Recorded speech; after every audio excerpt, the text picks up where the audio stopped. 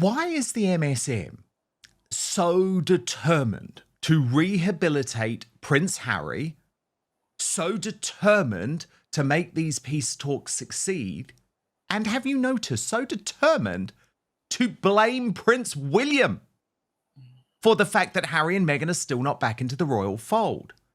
So if you look at this from the Daily Express, Prince William must bring Harry in from the cold to stop the Sussexes seeking revenge. Prince William and Prince Harry have been warned that they need to end their feud for the sake of the UK.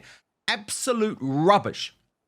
Prince William wants to keep Prince Harry and his awful wife in exile for the sake of the UK, for the sake of the monarchy. And I'm getting so sick of this. I mean, as Royal B posted on X, this headline is disturbing on so many levels. H put himself in the cold. He made a choice to leave. It's not William's responsibility to take care of his drug-addled bro, and Harry and Meghan have been exacting revenge since then. That will not change whether they are in or out. And what's interesting is our very own Royal Mastermind, Angela Levin, weighed in on this, writing, Harry chose to be out in the cold and do his best to bring down the royal family and, if possible, put Meghan in their place. He is now 40 and can't expect anyone to wipe out all the vile things he's said and get William to treat him like a baby brother. Leave our terrific heir to the throne alone. Now, Tash, there's a lot to go into here because what I have really noticed this week is a very distinct change.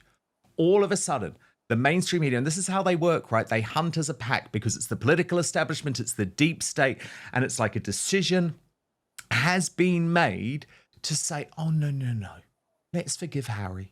Charles is doing the right thing. And naughty William, why are you trying to stop this? And I'm totally not even close to their position, Tash, which is why I think this is coming from somewhere else. This is why I think it's part of a conspiracy, because my view is Charles is doing absolutely the wrong thing, and William at the moment is the only person who seems to be speaking any sense within the royal family by saying, hell no, I want no part of this, stay away. Yes, I mean, as I said, I've said it many times already about that. I just do not understand. I do not understand what Charles thinks he's doing, or that Harry's going to change. And I understand that a father's love is unconditional, but by what he's doing and allowing to happen is going to affect the monarchy in the long term. It doesn't just make him look weak, but it's allowing mainstream media to stir up this hatred again towards Prince William. Prince William is the bad guy.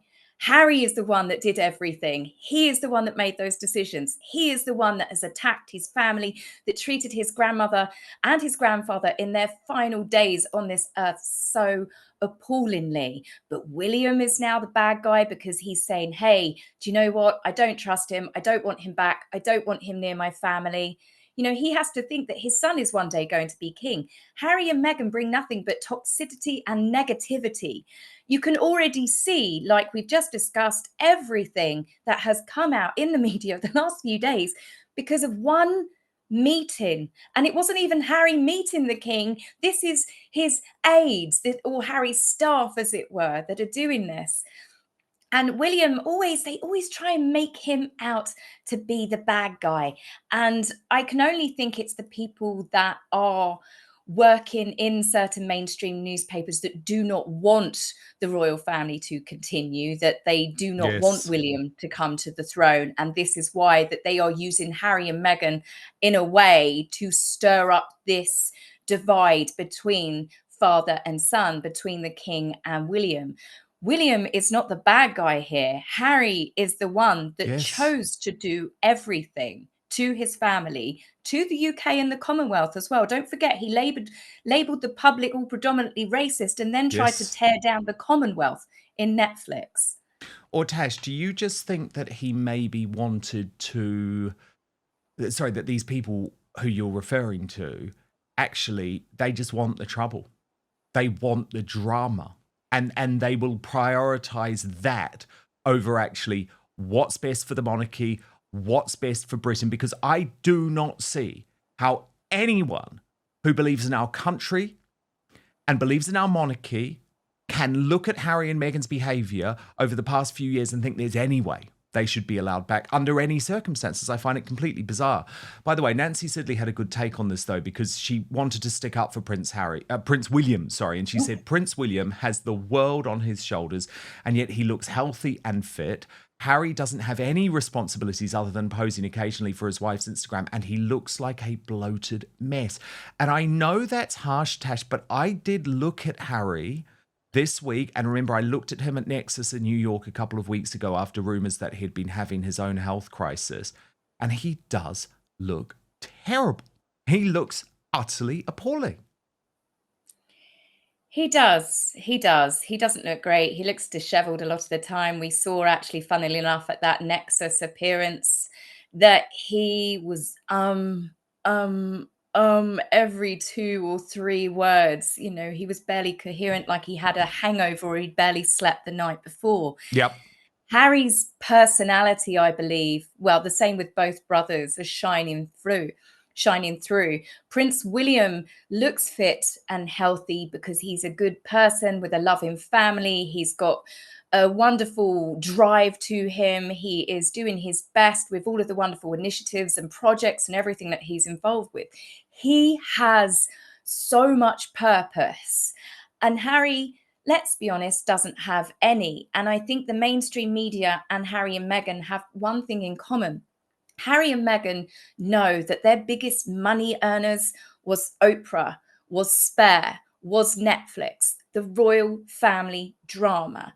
Mainstream media know that they get the biggest clickbait articles. They make the most money out of royal family drama. So people are bored of Harry and Meghan being the villains. Everybody knows that they're the villains. They're the pantomime villains that everybody's boo, we don't want to see anymore. So now they're trying to shift it to make Prince William the bad guy for another round of royal drama. You see it all the time. The King and Camilla are working against Catherine and William.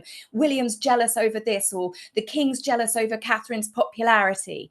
And you can just see it constantly being stirred. And that's where I think more people are beginning to step away from mainstream media, and they are relying on people like you, Dan, on people that are on social media to actually get a different perspective, because what mainstream media are stuffing down our throats about the royal family, I don't believe it's the truth. And I'm really not certain that the King was really getting ready to welcome Harry back with open arms. But because of that meeting taking place, it allowed it to be twisted into this big storyline of the King is offering an olive branch again. And I'm not so sure that's even true.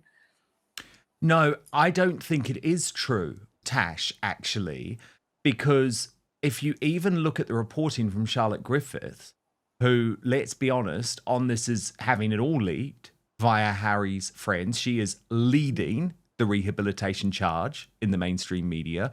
She's quite a sensible choice because she's not like that nutty Michael Jackson lookalike weirdo Omid Scobie. She's sort of a more respectable member of the mainstream media, but she's doing the same thing because what she's doing is spouting Harry propaganda constantly, and she has helped to change the attitude, at least within the mainstream media.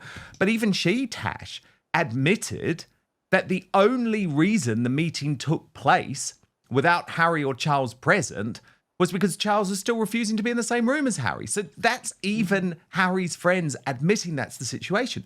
But I think you're completely right about the mainstream media, because even The Sun and their royal exclusive, I think, got this so wrong and proved everything that was wrong about this messaging today. So look at this from Sarah Hewson.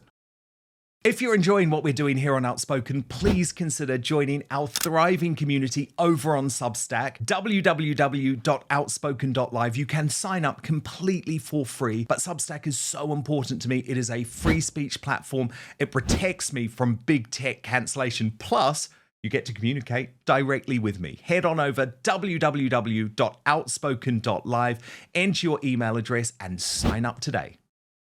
Do you see it, though, Matt, that there's no coming back to do any royal duties? Or could we end up in a scenario which is closer actually to what Harry and Meghan wanted in the first place, where they are living in Montecito, but they can come back for the big events. They can come back for some of the charitable endeavours. Like, what? What? Who is even suggesting that there's some type of royal role for Harry? Absolutely not. But she hadn't finished there. But what kind of father would slam the door in your son's face? That wouldn't look good for Buckingham Palace. So I think they have to have this dialogue, and it's about time. Oh, and that annoys me so much because it's like the emotional blackmail thing. Yes. It's like he has to do this. No, he doesn't have to do this. And there was more. Oh. King Charles has always made it clear that the door's open to Harry, his darling boy, and that father and son bond is unbreakable. No matter what happens, no matter what stones are thrown, he has always wanted some kind of reconciliation. It's brought huge sadness.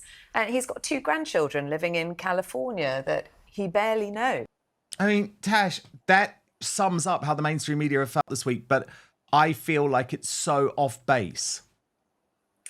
Yes, you're right. What you said, it's like someone up the top has given the orders and it's now being filtered down into all of the different media companies that they're now trying to, I don't know, convince people. I feel like we're being gaslit. Oh, poor Harry, poor innocent Harry. Just because you've cut Meghan out of the equation, it's not poor innocent Harry. That was his grandmother, his grandfather, his brother that he so cruelly attacked. That is his father that he knows has cancer, and he still chose to attack. As I said, it was only less than 3 months ago with that BBC interview, he's accusing his father of being involved in stripping his security and not allowing the correct channels to be open to Tash, protect his children. He was suggesting that Charles was in a plot to try and kill him. What was that? I mean, I is feel like madness. I'm living in a parallel universe. Yeah. And they're trying to convince us now that it's, oh, poor sweet Harry and Charles, it's his darling boy. I think Charles knows that that's no longer his darling boy and has done for some time. Harry attacked Camilla. Everybody knows that that is the line. That was the final straw with the king after everything they did to his mother, his father. But when Harry really went to town and his attacks on Queen Camilla, that was the final straw with the king. And now, obviously, Harry's done this other little stunt just in time for Camilla's birthday.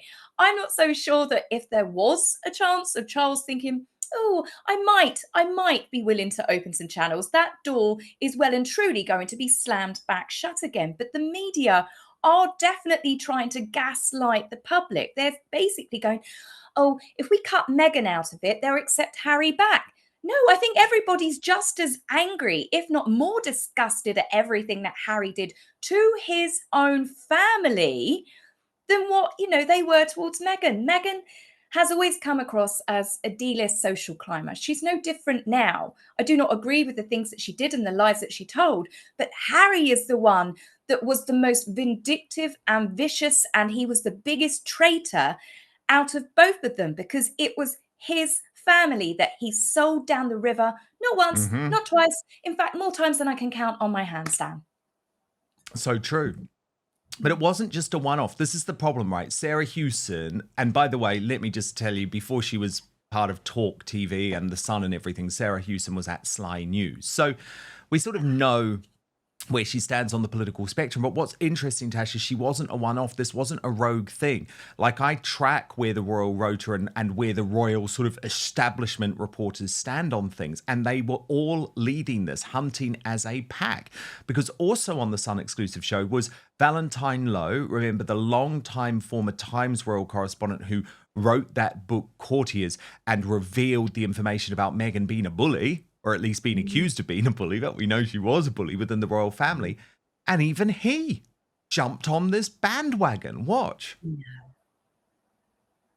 Charles is primarily, in this situation, Charles is a father rather than a monarch. And I think that's very important. And he would like, I think it causes Charles immense pain. There's this huge rift in his family. And he said as much. He doesn't want them to make his last years misery. So I think Charles will both want to explore this potential reconciliation if that's what it is. And I think he's perfectly right to do so. So another one that they're all following this same playbook.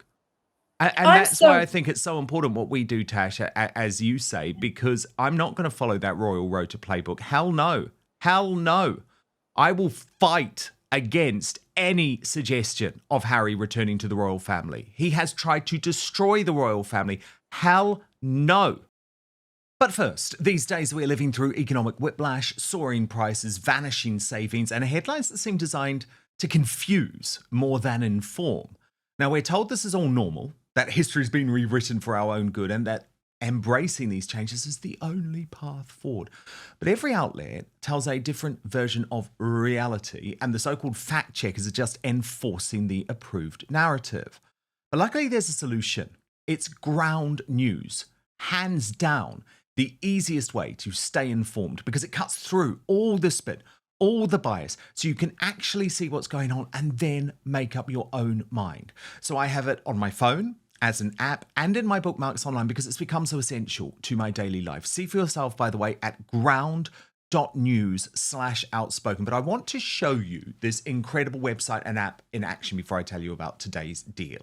So let's use the very controversial story of the UK pop star, washed up pop star that is, using her BBC podcast with fellow presenter and close friend Makita Oliver, equally awful, claiming she doesn't know how many abortions she's had before settling on 4 or 5. So what Ground News allows you to do is clearly in one place over 60 sources, 67 sources in fact, covering the story. And then it instantly shows how the story is being covered by the media, broken down by whether the organizations lean to the left or the right. This is what's called the bias distribution chart. Then you scroll down and can literally see every headline about the story immediately, along with the political bias and ownership of the publication. So most of the coverage here is from outlets on the right, because the left decided to shy away from covering such casually offensive comments. When looking at the headlines individually, the left-wing outlets that did cover the story tried to do so with sympathy. We Got This Covered praised her for challenging taboos. The Daily Mirror described it as a heartfelt admission. And Metro News went all out, arguing you can't judge Lily Allen's abortion confession and be pro-choice. But the coverage on the right-leaning outlets, far more strident. Fox News honed on the fact she was laughing during the confession. The Western Journal dismissed her boast as revolting. And The Spectator declared we should be outraged by Lily Allen's 4 or 5 abortions. Now, my favourite feature of Ground News is their blind spot feed, because what this does is every single day surface upwards of 20 stories that receive the majority of coverage from one side of the political spectrum. If you love the news, like I do, this blind spot feed is the best way to get a balanced perspective on what's really happening in the world. So go to ground.news/outspoken or scan the QR code on the screen to subscribe today. And check this out, you will get 40% off the same Vantage plan that I use for unlimited access. That's ground.news/outspoken. But now, back to the show. I'm sorry, this is gaslighting 101. They are trying to rehabilitate Harry's image by by overwriting everything, trying to tell us that, oh, don't forget that Charles is his father. Charles is also the father to William. You know, it's the same as when they talk about Diana being Harry's mum. She was also Prince William's mother as well. If Charles is thinking of, obviously, you know, trying to, if perhaps, just say, for example, that Charles is behind this rehabilitation, that Charles is actually contemplating and trying to, he's asked the media to try and shift the balance, as it were. He's not going to be separated from only one son. He will probably lose his relationship with his other son, because there's no way that, as I said, the public are going to accept that Harry can just be rehabilitated because he's walked in the footsteps of Diana again in another African country, or, you know, he's going to appear with veterans or with children. These are Harry's go-to cards when he's in really bad position with publicity. He's got a limited selection of cards. And I just honestly can't see that the public will ever accept Harry back. I mean, maybe I'm wrong. I feel very passionately about this because I've spent so long obviously talking about all of the horrific things that they've done. And I No, the personally public are with couldn't us, forgive them or Tash. trust them. The I public couldn't. do not forget. And I think the thing that is probably the line he crossed with the public was ruining the final days of the late Queen Elizabeth II and Prince Philip. But, not just that. Because remember, Tash, there's a lot of people within the royal family who think a lot of the stress that Charles and Catherine had been under related to the Sussexes could have contributed to their cancer battles, for example. So I just think we're never going to forgive, actually. So the good thing is that the media gaslighting can and will continue, clearly. I mean, clearly. But the difference is people will come to platforms like ours now, thank God. And by the way, I should just say, if you do want all of those royal exclusives that you won't get from the Royal Rota, please do sign up to my Substack, such an important platform because it's free speech orientated, www.outspoken.live. And that's how you get first access, by the way, to the Royal Uncancelled after show Monday to Friday. But Tash, this is important because, you're not going to be told the truth anymore. It used to be, when I was in tabloids, we made a pretty good bid to try and report the truth about what was really going on. And I think I proved, for example, over the case of Meghan falling out with the Queen and falling out with Catherine that I did that. But remember, I wasn't doing that operating within the Royal Rota. I was outside of the Royal Rota and I had a very strong editor. So I think there are big problems, Tash.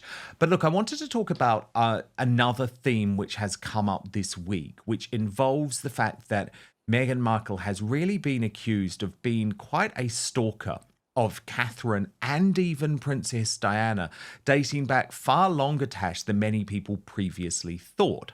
Now, Princess Carpark put this out saying, nobody on the planet can ever convince me that this wasn't intentional. Meghan Markle taking inspo from Princess Catherine's wedding reception dress. Markle and Trevor's wedding was 3.5 months after William and Catherine's, and both of Catherine's dresses were the talk of the fashion world. All of the dress styles in the world for a beach wedding, and she picks one strikingly similar to Catherine's. Sure, total coincidence. And Tash, you actually weighed in on this. So you posted in response, yes, sorry, but no one can convince me that Meghan hadn't been obsessing over the royal family, especially Catherine and Diana, for years.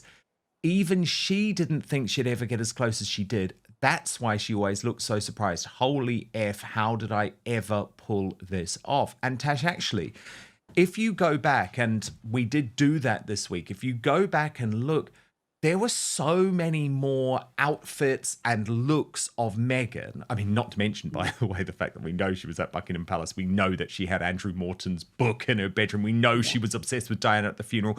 But there were loads of other looks that were so clearly influenced by Catherine and Diana. Oh, definitely. There were signs long before she did that pose, wasn't it, with the white shirt and the sunglasses that one, yes. There were signs there for a long time that she had been obsessed with the royal family. There was even, I think it was her old Instagram accounts, and you could see that Meghan had been to London and she was joking about, there was a royal carriage procession coming past her hotel and she was posting about it. And I think that was 2014, 2015.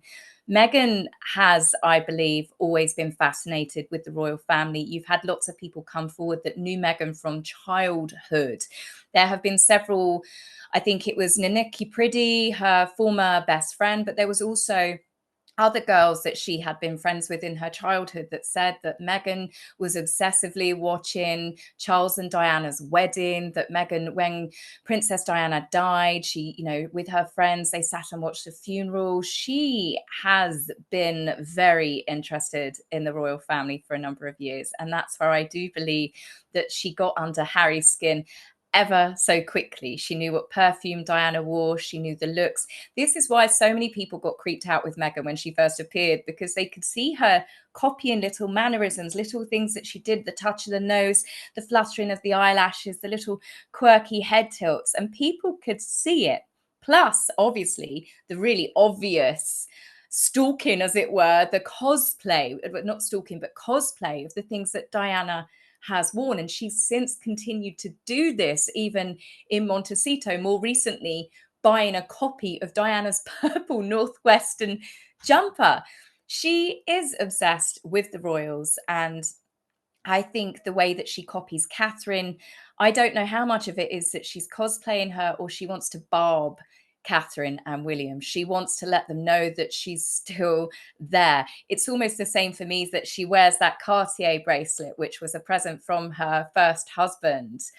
And she's never taken it off, I don't believe. I think she took it off on her wedding day to Harry, but she always wears it. And I can't help but think with her, this is her strange obsession with just letting people know that she's still there. She still has that bracelet from the first marriage, you know, because he's remarried now to Tracy Kurland. And I just think that she's never really going to let go of trying to upset the royals.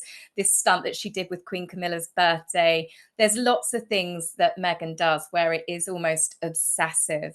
She doesn't stop or know when to stop when it comes to even being called out. How many times has she been called out from copying Diana, and then she does it a few weeks later? She obviously enjoys having people talk about her with comparisons of Diana with Catherine, and her Cartier love bracelet often gets brought up, and I think she enjoys that as well, knowing that her first husband's happily remarried, and then the newspapers repost her wedding pictures to him. So I think she's got a real vindictive streak, but so does Harry. So that's where they are two peas in a pod. Yes, very true. And by the way, the friend you refer to, her childhood best friend, Nananki Pretty, when you see that picture of Meghan sitting outside Buckingham Palace during that trip to London, the friend who is actually next to her is Nananki Pretty. So, of course, she would have known, because if you're a 15-year-old girl and you're obsessed with Princess Diana and you're posing outside Buckingham Palace, of course you have conversations about what it would be like to be a princess. So I completely trust what she had to say on this. Me too.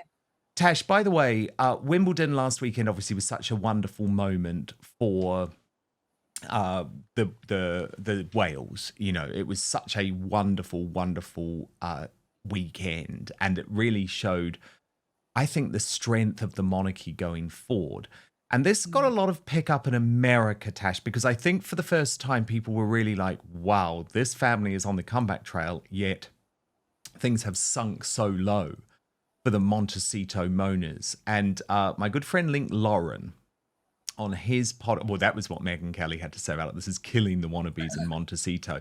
I think she was so right. And Link Lauren, who actually does a podcast now on Megyn Kelly's network, had this to say. Watch. She shows up, you know Meghan Markle is over in the mansion in Montecito smashing plates. You know Meghan Markle is spiraling, calling her publicist, saying, how can we upstage this? What can we do? She's like, how do I get that same outfit but slightly different? So Meghan Markle, she keeps trying to hawk her kids to promote her stuff. She puts her kids on social media more. She posted that sick, disgusting video from the hospital that makes me want to vomit and throw up in my mouth. And when you see real royalty, they're not twerking, they're not posting cringe videos, they're not doing reality shows. They show up looking gorgeous and get a standing ovation. It really puts those little hucksters in California in their place, Harry and Meghan. So we wish Harry and Meghan well, but Catherine, the Princess of Wales, we are happy she is healthy and beautiful and stunning, and she's raising her kids, and she's at Wimbledon, and it was so incredible to see real royalty. Yeah, real royalty. And it's true, isn't it, Tash? And I think even the Americans now are totally realizing, like, oh my God, like, this is just so embarrassing. Just let us actually go back to what the royal family used to be about for Americans, which was looking at the pomp and ceremony and the outfits and sort of having that degree of respect. Yes, absolutely. I think everyone's become so tired of all of the drama, and this is where I think this is another blip. Harry and Meghan have shown their true colours by allowing that meeting to be leaked, with Harry retracing his mother's steps. I think more people are rolling their eyes. And yes, okay, maybe the mainstream media's had a quick resurgence of, oh, there's a reconciliation, there's olive branches, the king wants Harry back into the fold and all of that crap. But I think it's going to dwindle out, because you have got Catherine and William and their two eldest children. Obviously, everybody loves Prince George and Charlotte. There was so much coverage of them. Their fantastic expressions throughout the matches are always great entertainment to watch. But Obviously, we've now got Sophie and Edward, the Duke and Duchess of Edinburgh, on the main stage more. We have always got the loyal and dutiful Princess Anne. You've got the King and Queen Camilla. And when you actually see them doing events, engagements, or following through with their projects, they're all going on TV now. We've got the King with Idris Elba coming soon. We've had Prince William with lots of different projects. And I think that is what people want now. People that are interested in the royal family are more interested in the positive side of it, because whilst it was a flash in the pan, all of the drama, everybody's tired. That is a horse that's been well and truly flogged to death. And like Link said, I mean, you look at Catherine come out, you see William dressed up in his blazer and the children. That's royalty. That's what people watch the royal family for, not Harry cosplaying his mother or Meghan trying to package whatever it is that she is doing at the time. Dead flower sprinkles and some cheap acidic plonk. That is no longer of interest to people. People are bored and they're tired of them. And it couldn't come a day soon enough, in my opinion, Dan. Cheap, acidic plonk. I love that. Perfectly put. And of course, if you do want the best royal analysis, then make sure you subscribe to According to Taz on YouTube for all of her brilliant royal episodes. Tash, love having you as part of Outspoken. We'll speak very soon. Thanks a lot, Dan. You take care of yourself. See you later. Bye-bye. Thank you so much for watching Dan Wootton Outspoken. Please click on my face just to the bottom left to subscribe to this brand new independent news source and turn on the notification bell so you'll be alerted to our brand new live shows, uncancelled interviews, and special royal episodes. Outspoken is also now available as a podcast, so you can listen to the show every weekday on the go, wherever you are.